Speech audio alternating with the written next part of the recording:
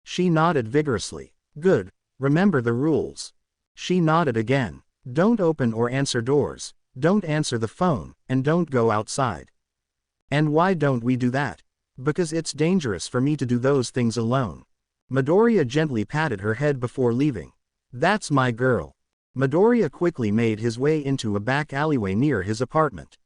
When his location had been sent, a purple and black mist opened a few moments later. After igniting his mask in a crimson flame, he stepped through and found himself back in the bar. The usual suspects were found in their usual places, and once Midoriya took his seat, the TV turned on, playing a familiar voice. Sorry for the inconvenience, Phoenix. I do hope we didn't interrupt anything important. It's fine. Kurogiri said it's urgent. Yes, Tamura has a plan and we wanted to fill you in ahead of time, in case any arrangements needed to be made. Midoriya nodded. Alright, what's the plan? Shigaraki slowly scratched his neck. Next week, we're attacking UA. Midoriya's eyes widened as he looked at him in disbelief. He quickly put a finger in his ear, twisting it a few times before pulling it out. I'm sorry, could you repeat that for me? Shigaraki scratched his neck a little quicker. I said we're attacking UA next week. Are you going deaf or something? Midoriya scratched his head, clearly confused. No, I just wanted to make sure I heard you right when you said you want to attack the #1 hero school in Japan that All Might is teaching at. That's exactly why we're going to attack. We're going to kill All Might. Midoriya looked at Shigaraki in disbelief. You're crazy. Shigaraki's scratching came to a stop as he glared at Midoriya. Master, show him Nomu. The TV screen flickered for a moment, before a giant bird-like creature with an exposed brain was standing in the center of the frame. The creature did nothing, it only stood there staring mindlessly into space. What the hell is that? Shigaraki's eyes lit up. That is Nomu. It's a biologically enhanced weapon that is designed to kill All Might. And how exactly will it do that? It has been given multiple quirks, including shock absorption, enhanced strength, and regimentation. It can take and deliver any hit needed. On the screen it showed a cannon firing into the Nomu. The round went straight into its stomach, but the beast didn't move. When the round fell out, its stomach looked like a mangled mess of bones and muscle, but slowly the broken bits were forced out as new bones and muscles formed, bringing it back to new. The fact that something like this could be made was terrifying. How many of these do you have? The screen turned black again as the voice came from it. At the moment, we have 1 of this level and roughly 10 of a lower level. These things take time to make and not all of them are successes. I see, so what's the plan? We warp this thing into All Might's class and let it rampage. Shigaraki glared at Midoriya. Are you an idiot? Midoriya matched his gaze, as his flames grew slightly. I'm not the one that came up with the plan to attack UA. That's enough. You two, let's finish explaining the plan before we talk about if it's a good idea or not. The voice coming from the TV had changed and had a tinge of intimidation in it that chilled Midoriya to the bone. He quickly calmed down as his flames returned to normal. That's better. Please continue, Tamura. Shigaraki began to scratch his neck again. As you know, we have a spy residing in Class 1A. He informed us that they are supposed to be having a rescue training with All Might next week. The class will be isolated from the rest of the school. We can use Kurogiri to get inside and then cut off their communication. From there, Nomu handles All Might and our group takes care of the students. Midoriya sighed after hearing his plan. Alright, let's just assume everything does work out. How do we get the exact location for Kurogiri and how do we stop them from calling for backup? That's simple. Friday I'm going to cause a distraction at UA. The media has been flocking their entrance ever since All Might made his announcement, so I'll let them in. While everyone is dealing with the press, our spy will sneak into the teacher's lounge and get us all the information we need. As far as communication goes, we have someone that specializes in that. I still think this is risky, but I guess we do have Kurogiri if things go south. Just do your job. Midoriya sent one last glare before turning to Kurogiri. If that's everything, can you send me back now? A voice came from the TV again. Of course, we have some information on the students in the class for you to look over as well. Let us know if any of them catch your eye. Midoriya nodded as Kurogiri handed him a folder. As his warp opened, the voice from the TV spoke again. Phoenix, I heard you went to UA the day of the entrance exam. Do you by chance have a friend that goes there, or perhaps it's a lover? Midoriya's blood began to boil as the flames on his mask grew hotter and brighter.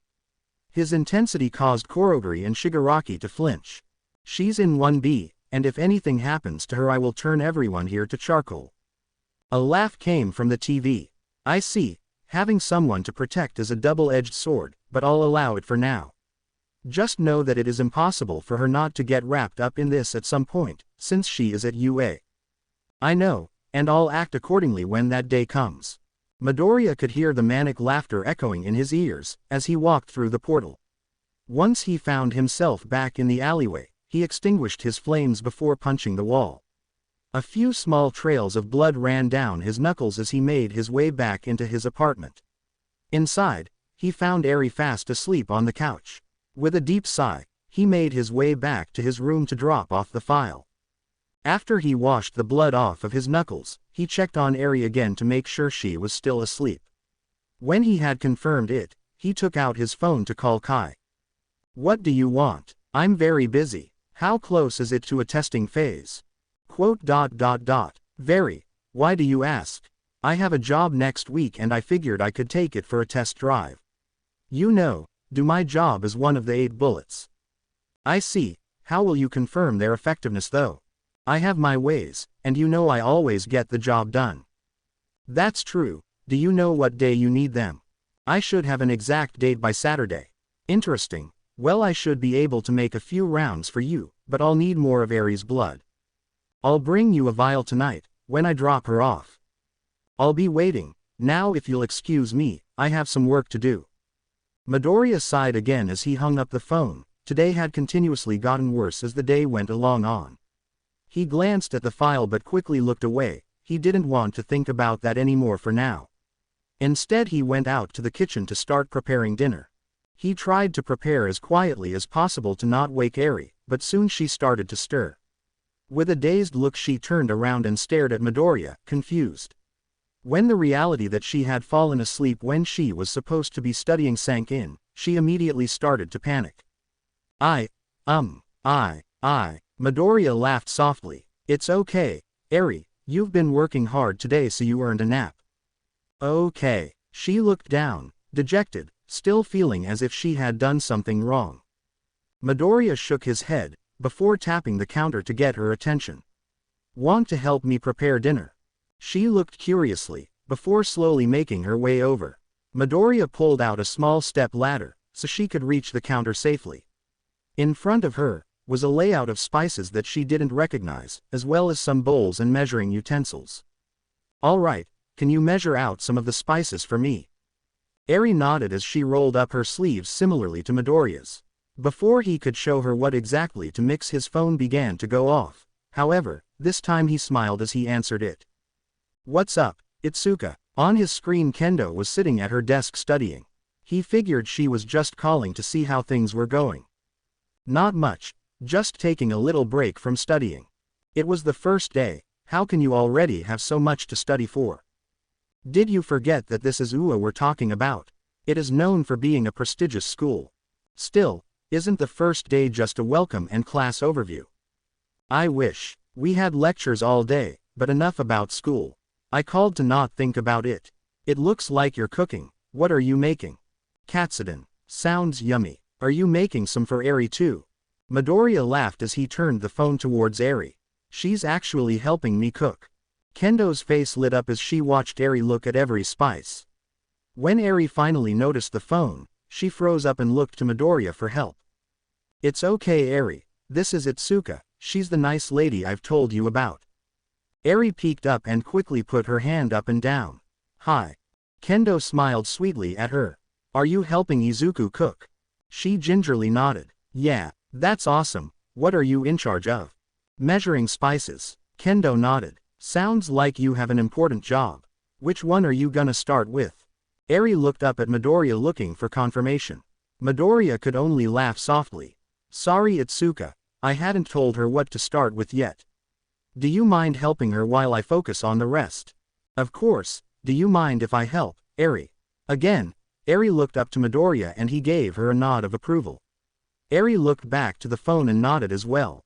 Seeing Eri's reactions only made Kendo's smile brighter. The time the three of them spent cooking was filled with laughter.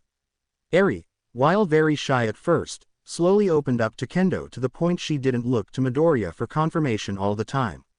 When Eri began to laugh, Midoriya could see that Kendo had fallen in love with the girl immediately, and that there was only a matter of time before she asked to meet her again.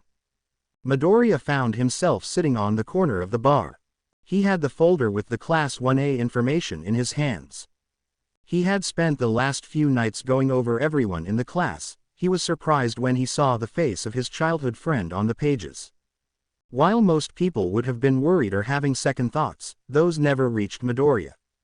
He knew that Guy could handle this and wouldn't have any issue with any of the thugs. Honestly, he didn't think any of the students would have issues if they didn't panic. Speaking truthfully, Midoriya knew there were only a handful of truly dangerous people and most of them would be dealing with All Might. The other one's job was to block communication, and Midoriya had no intention of hurting anyone. No, Midoriya had a different plan. Inside of his jacket pocket was a gun with 4 special bullets ready for their first test run. With the short notice that was all Kai was able to make, but as long as he hit his mark there would be no issues. As Midoriya leaned in his chair waiting for things to start, Kurogiri walked over to him. It wasn't unusual for him to approach Midoriya, but Midoriya had a feeling that something was off this time.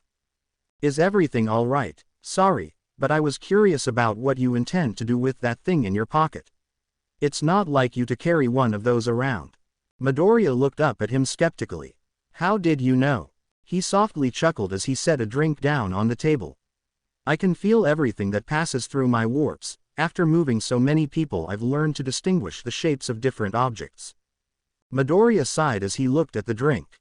"That's quite the trick. You can never be too careful in this line of business."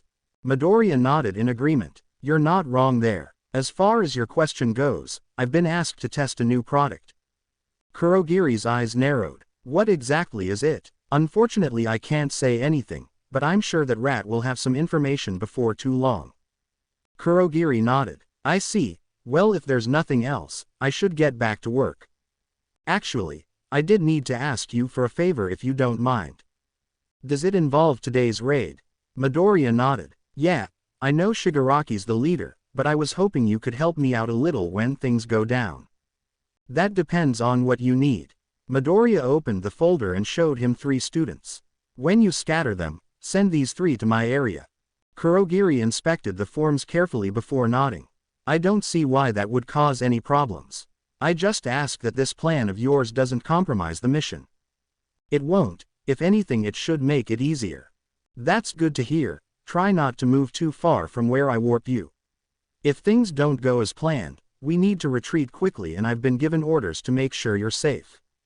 Midoriya nodded. "Understood. Very well." Kurogiri began to turn around, but before he got too far, Midoriya called out to him one last time and motioned towards his drink. "Don't worry, it's virgin. I may be a villain but I do have some decency, besides I doubt alcohol would be helpful given your quirk." Midoriya laughed to himself as the flames on his mask dissipated. He carefully removed the loop around one of his ears as he drank what was in the glass. When it was empty and his mask was fixed, the pure white flames engulfed the mask again. "You're a gentleman and a scholar." A few hours later, Midoriya was standing in the corner of an abandoned warehouse. His mask wasn't ignited to keep unwanted attention away. From what he could tell, it looked as if there were close to 200 people in total. The vast majority of them looked as if they were your everyday thugs. He wasn't impressed. Still, given the sheer numbers, he could see a world where this was successful if they all acted as decoys so Nomu and Shigaraki could do the actual work. Letting out a deep sigh, he pulled out his phone and saw a message from Kendo with a picture attachment. He couldn't help but smile as he saw her and her friend, Tokage, posing in their hero outfits. "Izuku. It came out great. Are you happy?" "Itsuka. Hell yeah, it's perfect." "Izuku. That's awesome, but I still don't get why you went with that mask." "Itsuka. I've told you this like 100 times, I like the way it looks." "Izuku. Whatever you say, wannabe knockout." "Itsuka. Izuku. Izuku. Yes, Itsuka. My training is starting so I have to go. but I just wanted to let you know I'm so looking forward to our date this weekend." Midoriya gulped nervously as he put away his phone. He knew he had pushed his luck too far with that last comment. He could hear the soft sounds of his nervous sweat hitting the ground. He quickly shook his head, trying to rid his mind of those thoughts. He needed to put all his focus on his current mission. The room had a soft rumble of chatter as everyone talked about what they thought was about to happen, but that all died down when a portal opened up and Shigaraki walked out. Everyone's eyes fixated on him, and Nomu, who was standing slightly behind him to the side. His eyes looked around the room before momentarily stopping on me. A few people noticed the slight pause but thought nothing of it. "All right, I'm sure you're all wondering why I gathered you all here today." The voices in the crowd began to rise again, filled with anticipation. "Well, I'm going to keep it simple. We're going to invade UA and kill All Might." The crowd went silent again in disbelief. Midoriya mentally facepalmed. He had given an overly simple explanation of what the plan was. Sensing unrest in the crowd, Kurogiri stepped up before he cleared his throat. "By that we mean the three of us up here will be killing All Might. When we arrive, I'm going to scatter you along with the first-year students around the building. With the students in danger, All Might and the two other teachers will panic as they try to save all their students. Since we have strength in numbers, we will overwhelm them and our plan will be successful." Slowly the crowd began to understand what their role was. They were merely pawns in the game. Still, most of them seemed to be on board. Their cheers clearly showed they thought that quantity outweighed quality. As the morale of the group raised, Midoriya slowly found himself starting to believe in the plan as well. That was until he remembered two names he saw in the class. His childhood friend, who was a menace in his own right, and the son of the number 2 hero Endeavor. He was certain that those two could hold their own in a fight against this group. There were a few others that could easily fall into that group as well, especially since most of them had probably been training with their quirks for years. Still, when the students were outnumbered nearly 10-1, the odds didn't look good for them. "We've done research on the place we're invading, and it has multiple zones. I'll be sending you to places where you can benefit from your quirk the most. We'll be moving out shortly, so make sure you're ready." Everyone let out a cheer of determination as they psyched themselves up. Midoriya only sighed as he left his corner to approach Shigaraki and Kurogiri. Shigaraki was sitting in his chair, slowly scratching his neck. "You gave quite the inspiring speech, oh great leader." "Shut up. I told them everything they needed to know."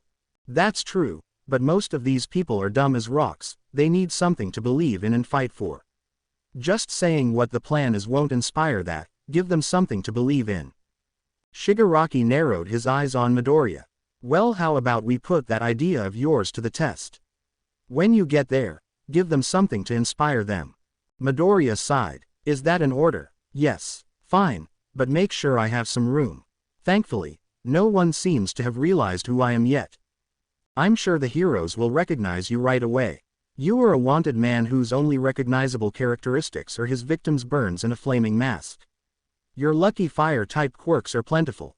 "Yeah, I am." Midoriya made his way back to his corner and waited for the mission to begin. The time had finally come. Kurogiri created a giant portal for everyone to walk through. The first person to cross was a man with an electric quirk. His job was to cut off communication before we arrived. A couple minutes after he had gone through, the rest of us were instructed to move. Slowly the crowd shrunk in size, and before long all that was left was Shigaraki, Nomu, and Midoriya. As we stood there, Shigaraki's face contorted into a twisted smile. "All right, Nomu, it's your turn." The creature let out a monstrous shriek before it passed through the warp. Once it was gone, Shigaraki let out a content sigh before turning to Midoriya with a mocking tone. "Remember to inspire them, Phoenix." Once Shigaraki was through, Midoriya let out a deep sigh of his own as he rubbed his temples. "There is no chance this ends well as there." Taking a deep breath, Midoriya pulled out his lighter and put it in his jacket pocket before crossing over. Once he was on the other side, Kurogiri's warp closed. Midoriya looked around the center plaza that they had landed. At the top of the stairs he saw a group of people standing, looking down at them, but something was wrong. All Might wasn't here. There were 2 teachers and 20 students. The group of villains began to mutter and ask where All Might was. It was a perfectly understandable question since the goal of this was to kill All Might. As Midoriya continued to look around and noticed Shigaraki was scratching at his neck uncontrollably, more than likely because his plan was already off to a bad start. Midoriya could see the uneasiness of the group and decided to act before things got worse. Inside his pocket he sparked his lighter. He could feel the warmth of the flame in his hand. As he exhaled his deep breath, a pillar of white flames surrounded him. The volume and heat of the flames drew everyone's attention to him, even the villains turned to him in awe. As the flames died down, and Midoriya became visible again, the only thing that was left ignited was his mask. Instantly everyone recognized who he was and the moral of the villains turned in their favor. Hearing the cheers for him, Midoriya looked at Shigaraki and raised his eyebrows mockingly at him. Sucking his teeth, Shigaraki stopped scratching his neck. As annoying as this is, I guess it wouldn't hurt to kill a few students before we go. Let's leave the symbol of peace a present for when he does arrive. Kurogiri, once Eraserhead makes his move, I want you to disperse everyone. Of course. Midoriya looked at Shigaraki completely surprised. Even though most of the time he came off childish, he had just shown that he can make logical decisions when needed. Midoriya laughed to himself as he kept his hand firmly gripped on the gun in his pocket. As if on cue, a few villains started to rush the stairs, prompting Eraserhead to respond. Once he reached the bottom of the stairs, Kurogiri enveloped almost everyone and warped them to their designated areas. Midoriya found himself standing on what looked to be a mountain range. He quickly found the highest ground he could to get a layout of the area. A few hundred feet below him, he saw a portal open and 3 students fall to the ground. Midoriya smiled as he saw it was exactly who he had asked for. Kurogiri, you never disappoint, do you? Wanting to get there before anything bad happened, Midoriya hurried to get to a spot to observe how they handled themselves. The students had only known each other for a couple weeks, so their chemistry shouldn't be that good. Much to his surprise though, Midoriya was wrong. The 3 of them were working well together. The more he watched the more he understood. Momo Yaoyorozu was the brains of the 3, she was giving out prompt orders while fending off her attackers with ease. Alas, Yusa was gracefully flying through the air using her speed to her advantage. The final one was Masharao Ojiro. He was taking advantage of any opening his opponents left. It was obvious he had training in martial arts, but after sparring with Kendo, Midoriya wasn't impressed. It didn't take as long as Midoriya had expected for them to render their attackers helpless. Yaoyorozu quickly began to create restraints for anyone that wasn't fully knocked out. Seeing this, Midoriya sighed to himself as he sat in the rocks perched above them. Just as he was about to act, a scream caught all of their attention. Yusa was being held by the back of the neck by the man with the electric-type quirk. The man laughed as a few sparks flew from his hand, dangerously close to her face. You really need to work on your type matchups. Don't you know that electric-type moves are super effective against flying types? Yusa's black wings flailed as she tried to break loose. Let go of me, you creep. The sparks in the man's hand intensified.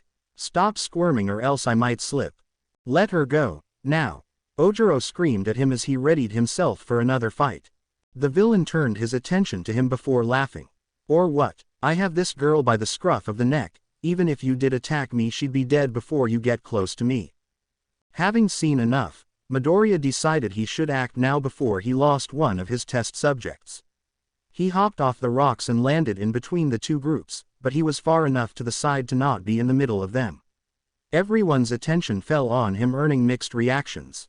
The villain laughed as he broke into a feral grin, while the students' eyes widened in terror. Oh, this is great, I even have Phoenix here. You kids sure are screwed now. Midoriya stared at the man silently. He could see the fear in the girl's eyes as the electricity in the man's hand continued to inch closer to her face. As Midoriya raised his left hand ready to snap, an explosion rang from the other side of the facility. Everyone came to a stop and the villain's quirk deactivated as they looked towards the smoke that was rising from the front entrance. It didn't take a genius to know that help had arrived. The villain sucked his teeth as he turned back to the 3 students. Panic had set in, knowing that time was starting to run short. Again he activated his quirk, but before he could cause any harm a snap rang out. The students all froze at what they saw next. The villain, who was holding Yusa, was standing motionless. His eye sockets had been turned into vacant charred holes. The villain let out a gut-wrenching scream before letting go of Yusa and falling to the ground. Damn it, Phoenix, what the hell, we're on the same side here. Midoriya didn't answer him. Instead he turned to the students that looked at him in confusion and terror. He slowly pulled the gun out of his right pocket and aimed it at Yusa. The speed and maneuverability of her quirk made her the biggest threat. The three students froze in place. Even in a world full of superpowers, a single bullet was all it took to end someone. Midoriya pulled the hammer back as he looked between the three students. Again another deafening boom echoed through the facility, but this time it was followed by screams and Nomu flying through the roof. Midoriya sighed silently before taking advantage and quickly shooting at Yusa and Ojiro, who were distracted. His eyes widened as he saw Yusa's wings vanish before her and Ojiro's tail go limp. The two teens who had been shot froze up. Their quirks weren't working. Midoriya was quick to aim at Yaoyorozu, but much to his surprise she created a riot shield and blocked the bullet. Midoriya's eyes widened before jumped back to create some more distance. He wasn't worried about being captured, but he didn't want to risk anything. Putting the gun away he snapped again and all three spent rounds ignited, burning away all the evidence. He knew Kai would be pissed if anything tracing the drug back to him was left. The only thing that was left was two small burns on Yusa and Ojiro. Yaoyorozu dropped the shield and readied herself. What exactly is your plan? Midoriya raised an eye at her, but didn't say a word. He knew he would see these kids again, and the last thing he wanted was someone to recognize him from his voice. Yaoyorozu narrowed her eyes on him. Not much of a talker are you. That's fine, I'm sure the police will find some way to make you talk. Yaoyorozu's arms began to glow. Midoriya's time had run out. With two quick snaps Midoriya simultaneously ignited the electric quirk villain, silencing any loose ends, and erecting a wall of flames to let him escape. As he backed away, he could see the look of confliction on their faces. They were heroes in training and they didn't know if they should try and save the villain or chase the one responsible for it. With a subtle wave Midoriya started to run back to the spot where he had been warped. As Midoriya ran he heard multiple gunshots echo. He figured more backup had arrived. He was confident that Kurogiri would be fine since he could use his quirk to redirect the bullets. That's if Eraserhead wasn't looking at him. Luckily that wasn't the case. In the distance he could see a familiar purple mist swirling. Midoriya ran into the mist and found himself back in the bar. He was panting softly, but quickly stopped when he noticed Shigaraki lying on the floor in a puddle of his own blood. Is he dead? A strained and aggravated voice came from the floor. Of course I'm not dead, you idiot. Aha. Midoriya went to the bar and sat on a stool. So did you kill All Might? Shigaraki sent a glare at Midoriya's back. No, he was too strong, he cheated. Midoriya rolled his eyes. Did he cheat by sending Nomu through the roof or showing up late? Why you? Enough. The TV flicked on as All for One began to talk. Tamura, take this experience to heart and learn from it. You can start over as many times as you need to. Now, Kurogiri, if you'd be so kind, send him over to the doctor so he can be fixed up. Right away, sir. A portal opened up beneath Shigaraki and he slowly sunk into it. When the portal closed he and the puddle of blood were gone as well. Midoriya and Kurogiri were the only ones left in the room, along with All for One thanks to the TV. So Phoenix, did you kill any students? Midoriya shook his head. No. How about villains? Midoriya's hands clenched up at his words. How do you know? All for One laughed. My boy, it would be crazy to assume that you didn't, given that you've only attacked villains in the past. Now tell me, who was it? The electric-type user that was jamming the signal. The room went deathly quiet. He could feel a gaze through the TV. Was this before or after All Might showed up? It was as the reinforcements showed up. I see. And why did he have to die? He was interfering with my job. And what exactly was your job? I was testing a new product. The room went quiet again for a few minutes. No one dared to move until All for One spoke again. Well, what's done is done. Now I should go check on Tamura and hear about everything he saw. I guess I'll be going home then. Phoenix, sooner or later you're going to have to get your hands dirty. My hands are already coated in blood. A soft laugh came from the TV. That may be so,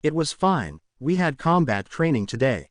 I got paired up with Yanagi in a terrorist simulation.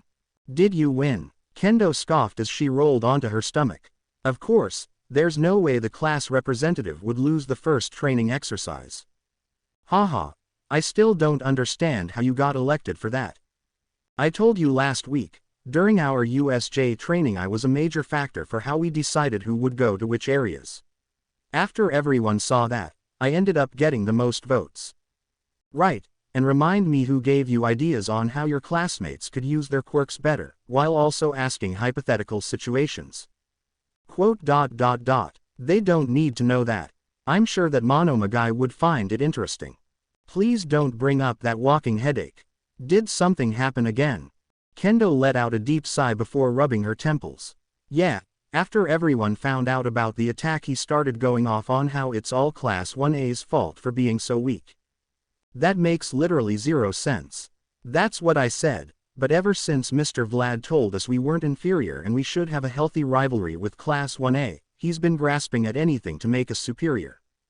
Sounds like he's projecting, or he has a superiority complex, which I don't understand given his quirk. He can copy people's quirks, right? Yeah, seems odd since if it's one-on-one with a distance fighter he's screwed. Maybe, but I guess I could see why he thinks he's better than everybody. Izuku, please don't feed his ego. I'm not, I'm just trying to get a better understanding of why he's acting the way he does. Is this that quirk whatever theory? Quote. Quirk disposition theory, and yes it is. Alright, just get to the point already.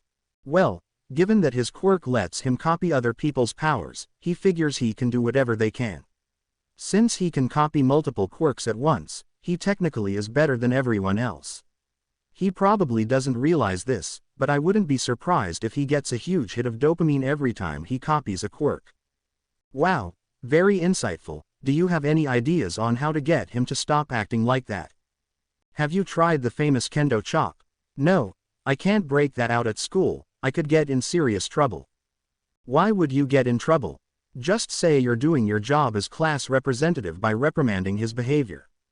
That could actually work, but that feels more like a big sister than a class representative.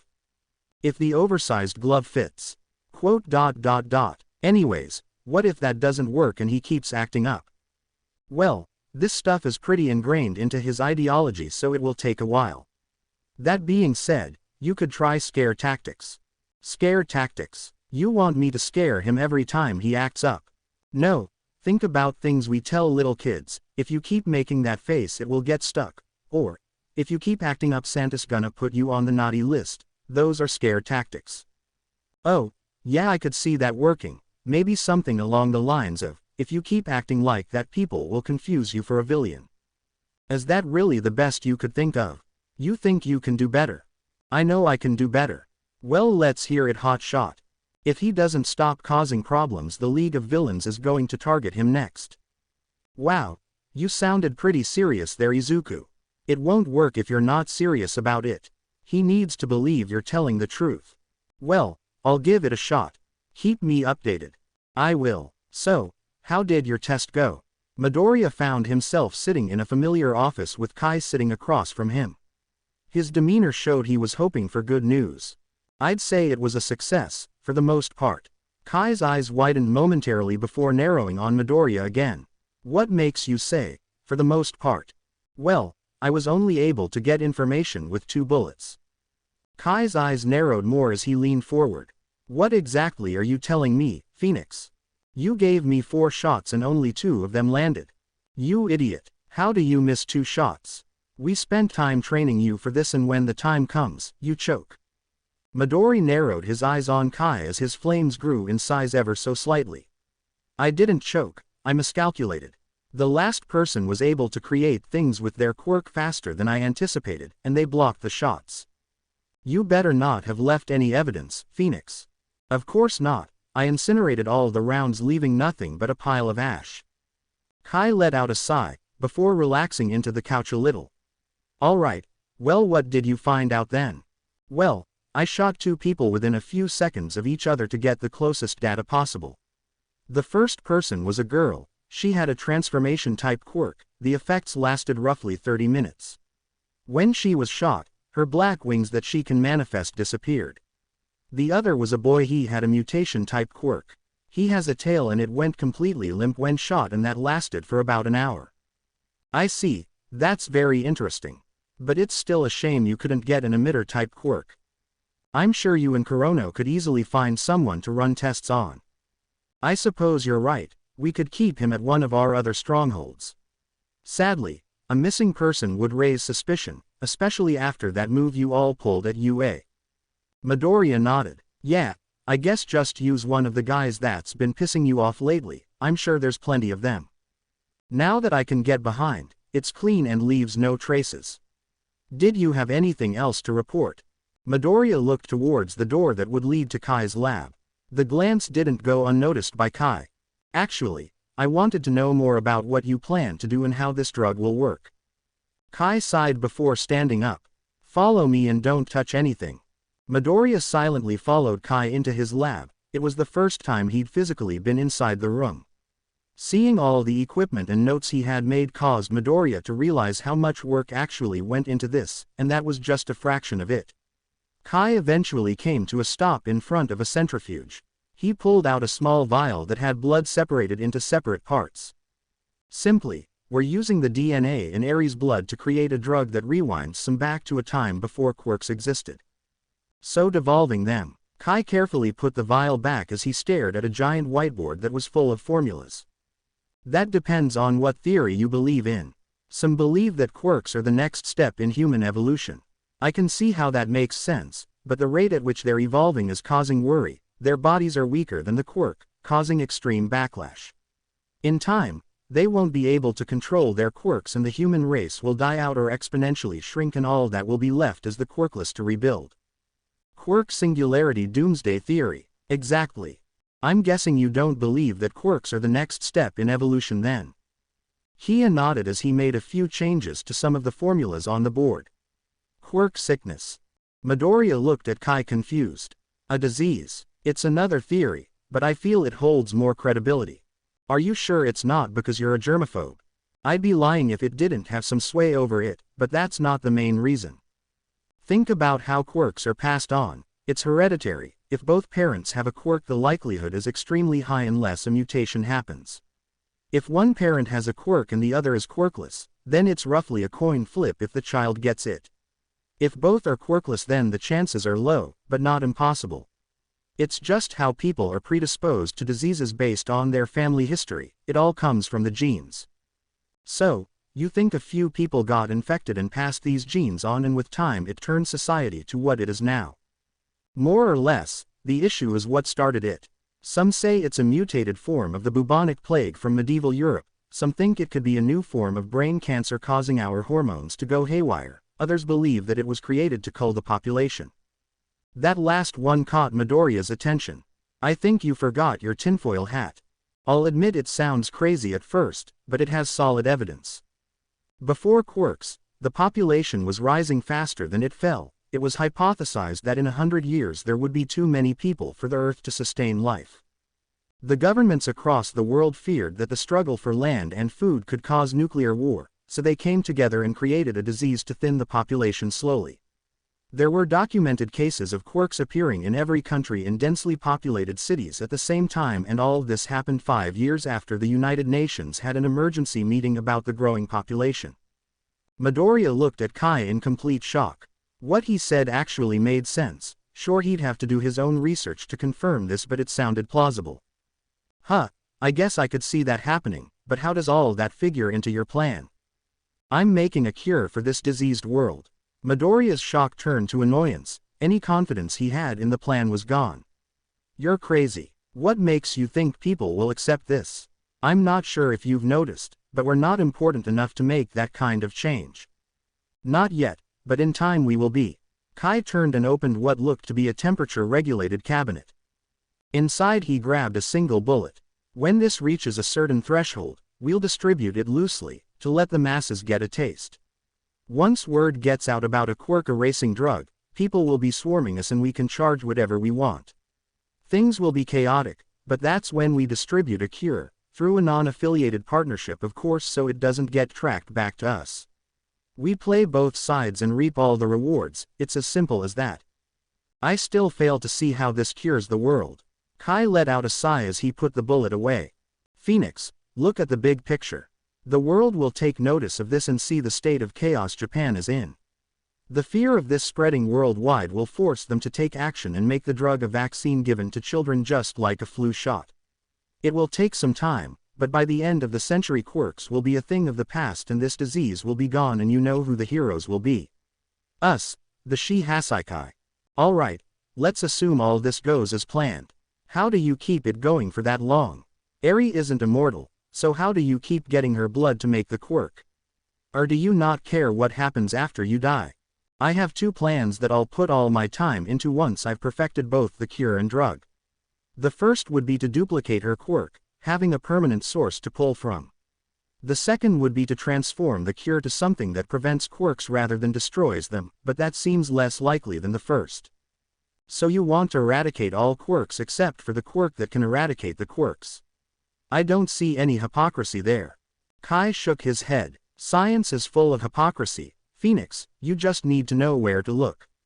Also, this isn't any different than any other vaccine. Humans have been keeping and breeding deadly diseases for centuries to be able to make vaccines in case an outbreak occurs. Use the disease to fight a disease. Alright, then how do you choose this person to carry the quirk after Eri's gone? I doubt people will be lining up to be a science experiment. We won't have to choose, and even if we did, people would be begging to be chosen.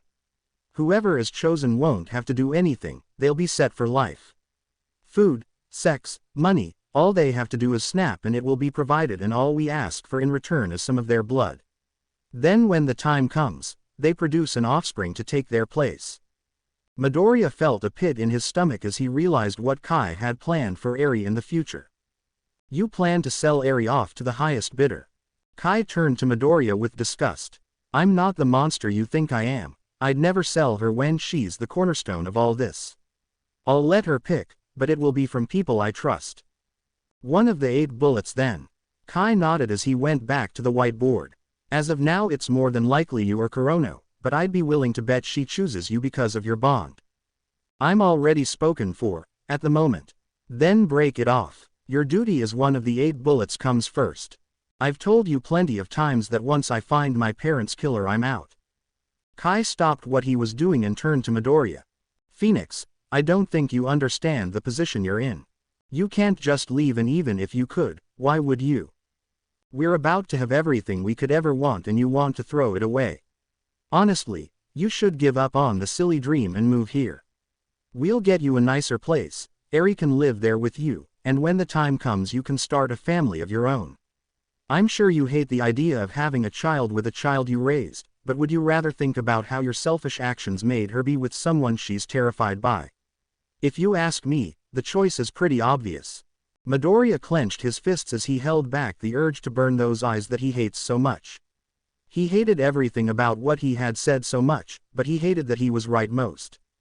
Midoriya had become attached to Eri and he wanted what was best for her. He wanted her to be happy and healthy. He wanted her smile to light up every room she went in. Midoriya knew that if things went exactly how Kai planned, then Eri would without a doubt pick Midoriya, because she trusted him the most. He didn't want that for her or himself, but he didn't know what to do. Alright, Kai's eyes lit up at this. So you're going to give up your side hobby and move here? No, Kai scowled at Midoriya, and why not exactly? First, avenging my parents isn't a side hobby, it's a promise. Second, I'm connected with the League of Villains now. If I move here they are coming and going just as often as me, and that brings risk to me as well as you. Kai narrowed his eyes before sighing and turning back to the board. You can be quite stubborn, Phoenix, you know that. I learned from watching you. If you say so. Now if that's all I have work to do. Midoriya stood up and made his way to the door, but stopped before opening the door. Actually, I have a few questions. Kai grumbled to himself, but refused to turn around. Make them quick. How exactly will the drug affect those whose quirks change their physical body? I know this was a trial run, but his tail just went limp, it didn't disappear. If the modifications don't change, will it still run a risk of those modifications being passed down through the generations? Ideally it would, but just like any other disease, there's a chance it leaves its host changed for life. As for future generations, they shouldn't be affected. Remember I said this destroys Quirk genes and prevents them from being passed on. Midoriya nodded in understanding. Alright, also how will it affect people with multiple quirks? Kai came to a stop and turned to Midoriya. What do you mean by someone with multiple quirks? Are you talking about someone with combined parental quirks or a second quirk that was gifted to them? A quirk gifted to them. Studies have shown that certain medicines can be ineffective or even lethal if a person has multiple diseases. Wouldn't the same apply here? In theory yes, but at the moment that's not possible. As far as you know, it isn't. There's no telling what government research is being kept secret. That's not even mentioning the groups that oppose your plan fighting back. Once word gets out that you can copy quirks and pass it on, all hell will break loose. People will spend crazy amounts of money to have two quirks to complement the other. Kai started to tap the dry erase marker in his hand on the table as he pondered what Midoriya had said. It was an angle that he had failed to see, and it intrigued him since it could compromise everything. If having multiple quirks was possible, we'd need someone to test it on. We'd also need a supply of spare quirks to test combinations and see how it interacts with each cure. The mastermind behind the league, do you think he'd be willing to lend us some test subjects? For the right price, but he'd want to know the plan in detail. Are you all right with letting people know? Well, you did run a test with their group and they have a spy in the same class you attacked, so I'm guessing he already has an idea of what we're doing. If it's just him you tell and no one else, it should be fine, but I'll leave that up to your best judgment, Phoenix. Midoriya nodded. All right, I'll feel it out and see what I can do. Good, now if that's all, I have a lot of work to do now. All right, also I need more of her blood, bring me some tonight. Midoriya flinched as he started to close the door. Fine. Are you sure you should be doing this, Itsuka? Won't your parents get mad? My mom's fine with it and dad, well, he doesn't know, but it's not like I'm staying the night or anything. Still, doesn't the school want you close to keep you safe? If the school wanted us close they would have put us in dorms.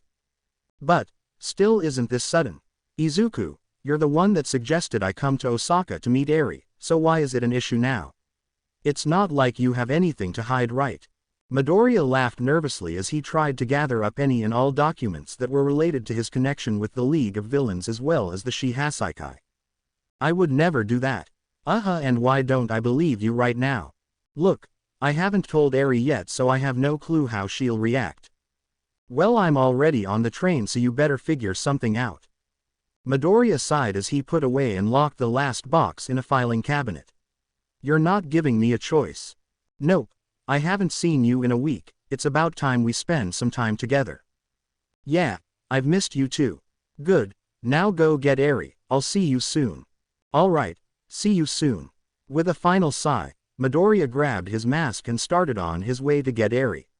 It was a beautiful Sunday, sunny with little to no clouds in the sky. It would be hard to ask for better weather, but sadly he wouldn't be able to enjoy it for too long. It didn't take long for him to reach the compound, and it took even less time for him to get Eri. Before they left, Midoriya went ahead and took some blood from Eri, that way he wouldn't have to worry about it later. Like always, Eri was excited to see Midoriya, but clung to his side the second they left the compound. He knew this would happen and it didn't bother him in the slightest, but after his conversation with Kai he couldn't help but think about his future plans. Eri could see the look and unease on his face and gently pull on his pant leg to get his attention. Feeling the tug, Midoriya quickly broke from his thoughts and looked down at her. Is everything all right, Eri? She shook her head. It looked like something was bothering you. Midoriya nervously laughed. Sorry, I have a lot on my mind at the moment. Eri looked down at the ground as they walked. Is it about me? Midoriya's eyes widened momentarily as he watched her. Am I that easy to read, or does she just think everything's her fault? Shaking his head he laughed softly. Now why would you think that, Eri? Because everyone who's watched me has always had that same look before they disappeared. Midoriya looked down and saw the sad look on her face. Eri, I'm not going anywhere, alright? Really, I plan to be around for a long time. Eri looked up at him with a slight smile. I don't want you to go anywhere. I always want to be with you. Hearing this, Midoriya gently rubbed her head. I wouldn't want it any other way. Even though he put on a happy face, internally Midoriya was in turmoil. If everything went as Kai wanted, he wouldn't have much of a choice. Well, looks like she's already made her choice. The rest of the walk back to the apartment was uneventful, but Midoriya couldn't shake the thought that he was being watched. Once they had made it back, Midoriya continued to prepare and make sure everything was ready for when Kendo came over. Unfortunately, that wasn't going to happen since he received an emergency summons by the League. As much as he wanted to skip it, he couldn't because All for One had summoned him alone. With no other choice, he left under the pretense of getting groceries. Inside his usual alley, Midoriya called Kurogiri and shortly after his mist appeared. However, when Midoriya stepped through this time, he wasn't met by the familiar sight and smell of the bar. No, this time he found himself in a dark warehouse that seemed to be abandoned. Being sent to an unfamiliar place caused him to immediately ignite two flames in his hands. From the darkness a familiar laugh echoed along with a slow clap. That was quite entertaining, Phoenix. It's always fun to see how people react when they're thrown for a loop. Even though Midoriya knew he wouldn't be able to beat All for One in a fight, he kept the flames ignited as he slowly moved forward. You called me here, so what did you need? As Midoriya continued on, he was met by a man sitting on a throne hooked up to medical equipment. I just wanted to talk, Phoenix, nothing more, nothing less. Now please put away those flames, that smoke isn't good for my health. As quickly as the flames ignited they disappeared. Midoriya still had a gnawing feeling in the back of his head that he was in danger, but he pushed it aside as he continued his approach. All right, but can we try not to let this drag for too long? I have some plans after this. A smile crept onto All for One's face as he leaned his head on his fist. Do you have a date with Itsuka, Kendo? She is quite lovely. The flames on Midoriya's mask rose as he glared at All for One. I told you what would happen if she was targeted, or do you need a reminder? You're more than welcome to try, boy, but you'd just be wasting both of our time. Now calm down so we can have a civil conversation. Anger still filled his eyes, but the flames on his mask returned to their normal state. Fine. A soft chuckle came from All for One. You're quite easy to read, Phoenix, just a name prompted quite the response. If she's the only reason you called me here, then we have nothing to talk about. I wouldn't say that, I'd say we have plenty to talk about. If that's the case, why bring her up at all? Mere curiosity. I find it intriguing how you ended up with a hero in training. It's quite comical, almost as funny as Tamura's story. The last part caught Midoriya's attention and he raised an eye at it. Ah, but that's a story for another day. The reason I called you here was to ask what exactly the Yakuza is planning to do with this new drug. Hearing this, Midoriya began to laugh. The outburst caught All for One off guard, causing him to give Midoriya a strange look.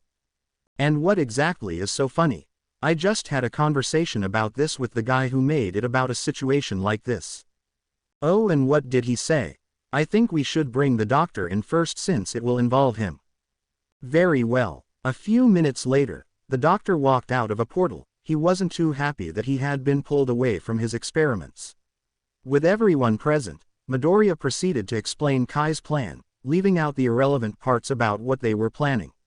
When he finished explaining everything, All for One calmly nodded. Interesting, very interesting. It seems that our groups have conflicting interests. It's more than conflicting, they're trying to destroy my life's work. Actually, I don't think it would destroy your life's work. If anything, you'd be busier than ever before. The doctor looked at Midoriya skeptically. And why do you think that? They are trying to destroy quirks, are they not? Exactly. Let's just think about it. With people destroying quirks, there will be those doing whatever it takes to get them back. America went through the same thing with prohibition, and the people created ways to get alcohol. Doctor, you already have a library of quirks and the means to take, duplicate, and give them at will. If you ask me, you're sitting on a gold mine and all you have to do is price it slightly cheaper than his cure. That's not even mentioning you have the ability to give people a better quirk than they had before. The doctor stopped to think while All for One smiled. It seems you just secured us a means of income for the foreseeable future. It could be for even longer if you play your cards right. Kai is going to be looking for a way to duplicate Aries' quirk. I'm sure he'd be willing to pay a pretty penny for that research. Do you think he'd be willing to negotiate? I'd say so, but that won't be until he perfects the drug. All for One began to tap the armrest of his seat. I'm sensing that he will need some assistance to make it go faster. He needs to test it on people with multiple quirks. I see. And what exactly is he hoping to get from us? Test subjects, people with each type of quirk. With that we can confirm the effectiveness of the drug without letting the population know of it. That's ridiculous. The doctor looked at Midoriya enraged. Do you know how long it takes to replicate quirks? Why would we give you anything? Consider it done. All eyes turned to One for All. The doctor looked at him with a slack jaw. But master, think about all the hard work we did. I know, but now we can put all that hard work to the test. I'm sure we have a quirk of each type that we don't need anymore. Midoriya looked at him completely shocked at how willing he was to go along with everything. That was surprisingly easy. All for One laughed maniacally. Well, it won't be that easy. We can give you quirks, under the conditions that we get to talk with the mastermind behind the plan. Only after that will we give them to you, if we come to an agreement. So basically, you learn the ins and outs and then decide if it's worth your time. It's only natural, we are in position to lose the most.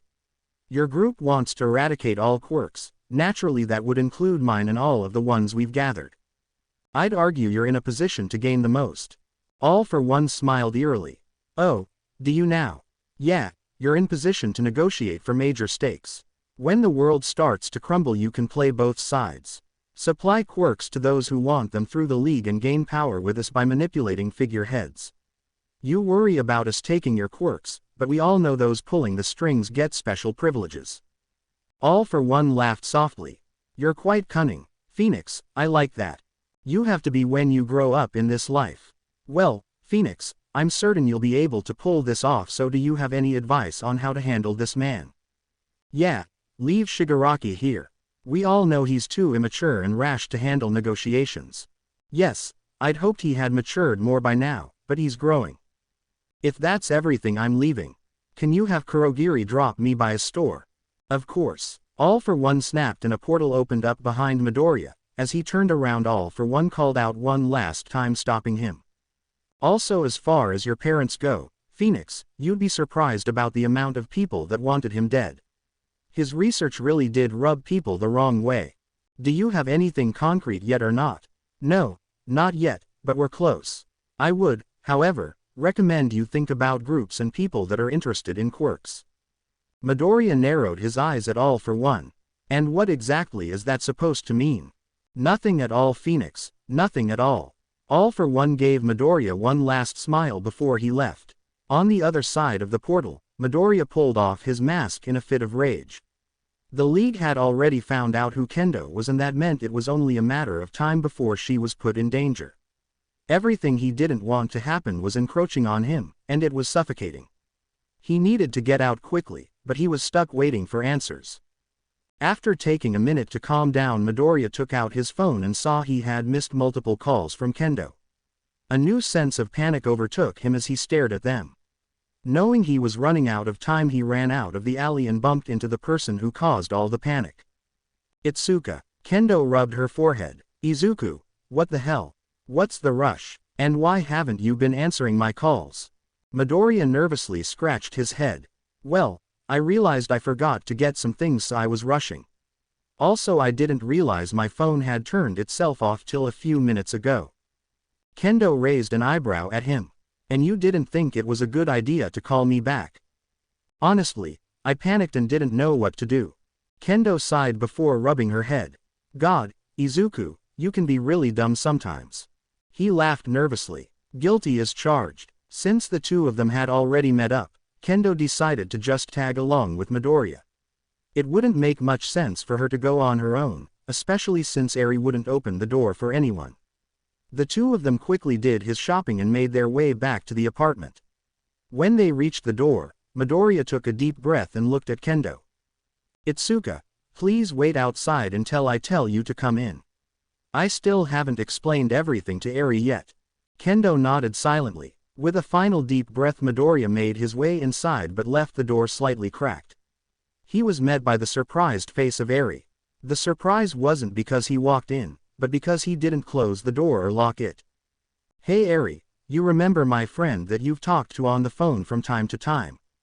Eri nodded silently. Well, I didn't get a chance to tell you earlier, but she's coming over.